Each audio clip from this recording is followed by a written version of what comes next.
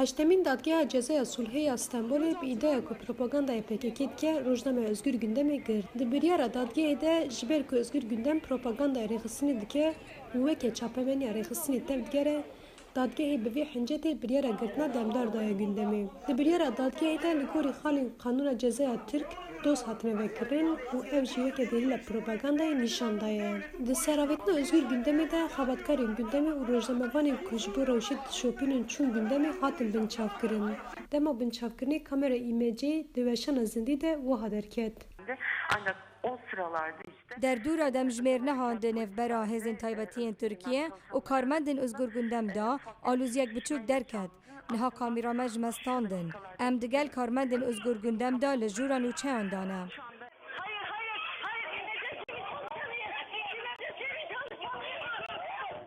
Di heman demê de di navbera polîs û xebatkaran de alozî derket û piştî demek dirêj polîsên ligerîna hundir bi dawî kirin ji avahiyê derketin. Avahî ji hêla ekîbên şaredara Bêyolî ve hate morkirin.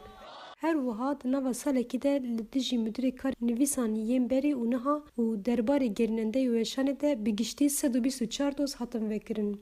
Derbarê 46 nobedarê gerînendeyê giştiyên Rojnameya Özgür Gündemê de jî 39 doz hatin vekirin. Bi giştî heta niha 163 doz li müdîr û berpirsiyarê Rojnameya Özgür Gündemê hat vekirin. û pêncî û yekemîn biryara girtina Özgür Gündemê hate dayîn. Özgür Gündem îro çarşemê bi 4 rûpel û manşeta em dê serî netewînin derket. Ji îlankirina rewşa awarte vir de tundiyên li ser çapemeniyê roj bi roj zêdetir bûn û gelek rojnamevan hatin girtin. Zozan Yaşar, Dengê Amerîka, Stenbol.